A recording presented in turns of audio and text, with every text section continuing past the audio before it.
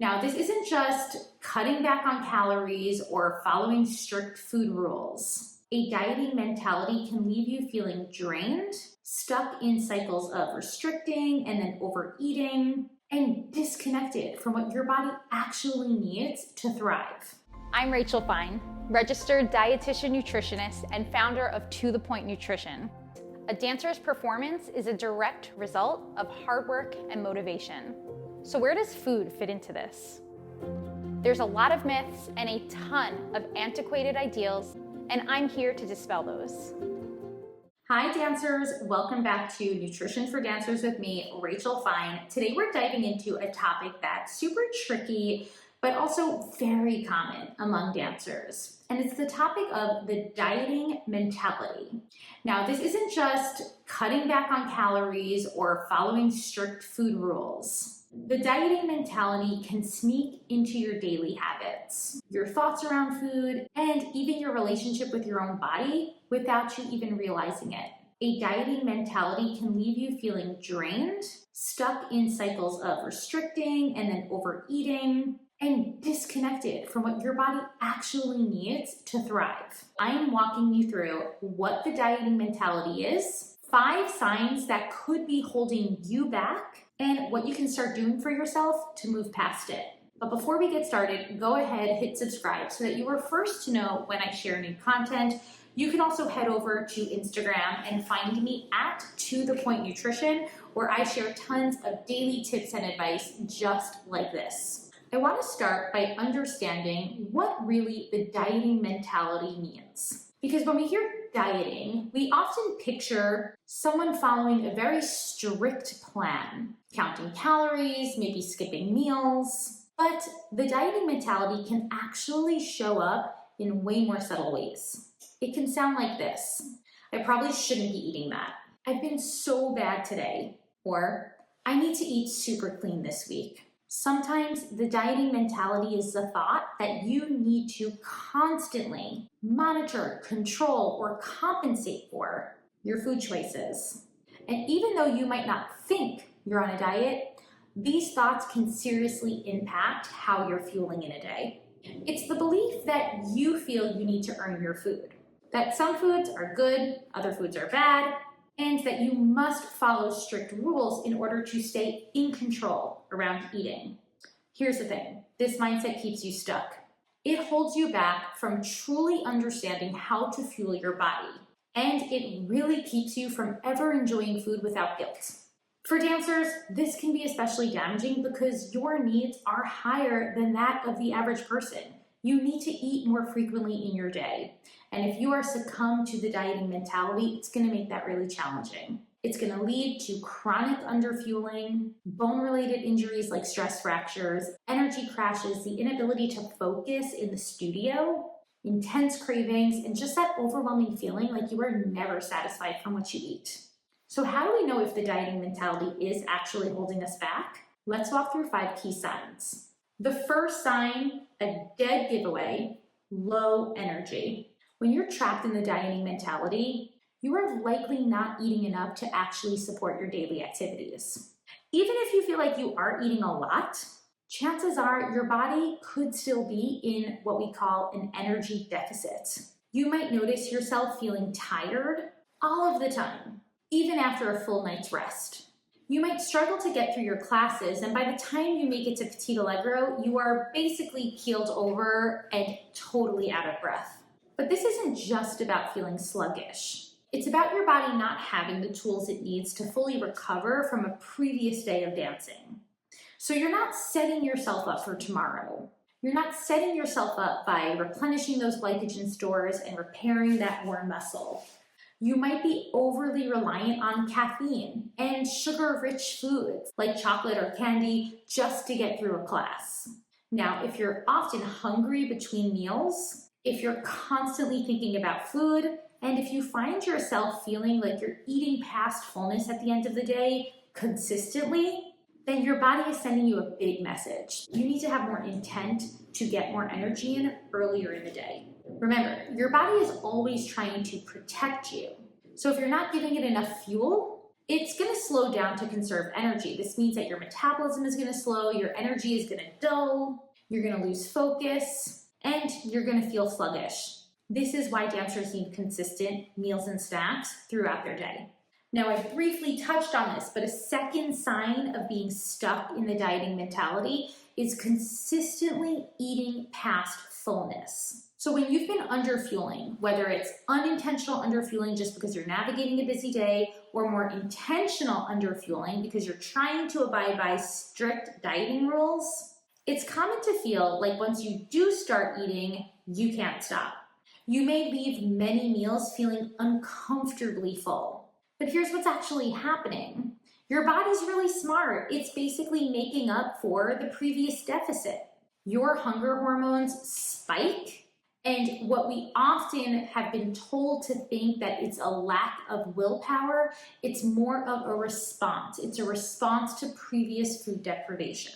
So when your body finally has that access to food, it's going to do what it takes to get it all in because it doesn't necessarily know when you're going to fuel it adequately again. By the way, this response doesn't just happen from physical restriction, like not eating enough calories in the day. It also happens from that mental restriction, the dieting mentality. When you are telling yourself that you shouldn't be eating certain foods, you easily fall into that all or nothing mindset around those very foods. So the solution, it's not to tighten your control. It's not to gain back your willpower. It's to consistently nourish your body so that it doesn't feel the need to overcompensate later on. Another sign that you might be stuck in the dieting mentality is intense cravings. Perhaps you are constantly craving sweets or carby-rich foods, comfort foods, more fun type foods. There's nothing inherently wrong with craving these foods, and we're going to talk about why soon, but it could be a red flag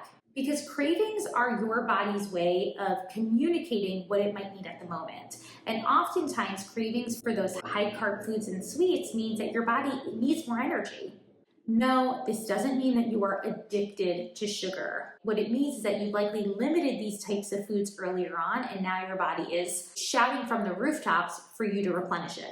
Your body is asking for fuel, and likely it wants the quickest fuel source possible. That's going to be carbohydrates. So instead of fearing cravings, I want you to reframe them. Cravings are communication. And again, when you respond to cravings with consistent, balanced nourishment, you are going to be more set up to alleviate those cravings in the long run. You'll decrease their intensity over time. Another sign that you might be stuck in the dieting mentality is if you're relying heavily on emotional eating to move through tough experiences. Now, emotional eating, it's not always just about responding to discomfort with food or coping with your feelings using food.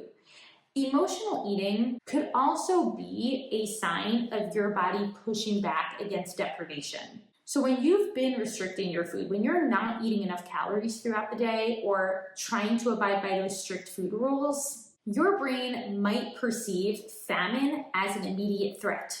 It can trigger intense drive to eat, and when this metabolic environment is paired now with emotional distress, feelings like nerves or anxiety, or maybe it's feelings like boredom, your cue to turn to food is amplified. You might find yourself eating quicker, eating past fullness, or feeling like you cannot stop once you've gotten started. Now, this isn't something to punish yourself for. This isn't something to feel shameful about. It's, again, to utilize this information as evidence. In fact, it's actually a really smart protective response by your body to ensure that it's going to have the fuel it needs to get you through times of distress. But oftentimes, dancer diet culture doesn't allow us to look at it like that.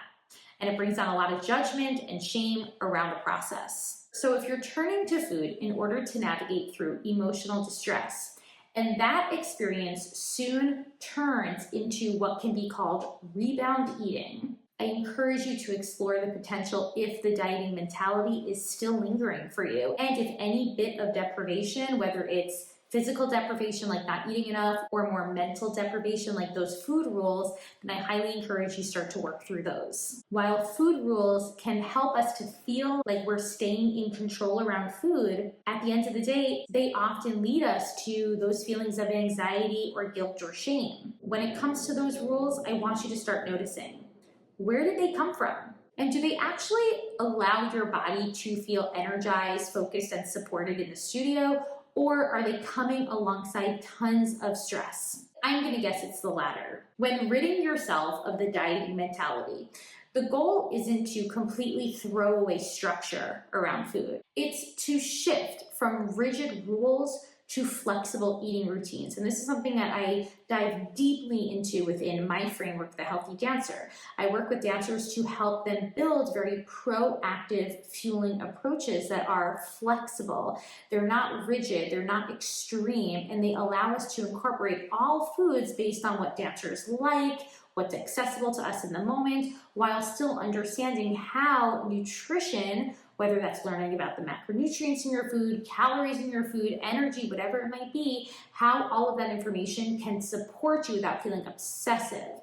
So when ridding ourselves of the dieting mentality, we are not throwing away conversations of nutrition. We're not throwing away the structure of how we eat in a day. We're just learning how to build more flexibility in our eating patterns without feeling obsessive or restricted and limited, oftentimes at risk for that underfueling. Once you've identified all of those red flags and all of those signs of the dieting mentality showing up for you, you can start to move through a few practical strategies that will help to alleviate it. First and foremost, neutralize your food thoughts. Drop the labels like good, bad, healthy, unhealthy, clean, or cheat foods. Start to view food as food. They can definitely serve in different ways, especially functionally for dancers, but it doesn't mean that you are being good or bad for eating any one type of food. Also, another strategy, practice consistency. Aim for regular meals and snacks in your day. Always honor cravings and always honor hunger. Consistently do the work of challenging food rules. Remember, those food rules, they can show up in ways that you don't even realize it. Examples like, I can't eat after 7 p.m. or I can only allow myself to have dessert on weekends. These are examples of food rules that a lot of dancers don't necessarily think are even rules. Try to remember, just as much as food is supporting you physically, you also want food to feel satisfying and joyful. This is incredibly important and really makes a difference, especially when it comes into how you're building your meals and snacks throughout the day. So let's recap a bit. Yes, the dieting mentality can really hold you back in ways that you might not even realize. If you see yourself experiencing any of the red flags that I discussed today, understand that it's just because dancer diet culture is extra loud, especially with social media. And we can take a very active approach in stepping away and challenging the dieting mentality. Oftentimes, it might mean working alongside a licensed professional like myself, a registered dietitian nutritionist who's well aware of the unique pressures dancers face. In my program, The Healthy Dancer, I dedicate an entire core value to dismantling dancer diet culture. And that's exactly where we discuss the dieting mentality, how it shows up, why these red flags are often missed by dancers, especially in a world that often glorifies restricted eating patterns, and how to start to identify more supportive ways of turning to food to fuel your dancing for the long run. I'm going to share a link in the show notes to a blog post that dives deeper into this topic. I also encourage that you subscribe so you're first to know when I share new content. Head over to Instagram. You can find me at To The Point Nutrition, where I post daily tips and advice to help you move through the struggles just like what we discussed today. And until next time, I'll talk to you soon.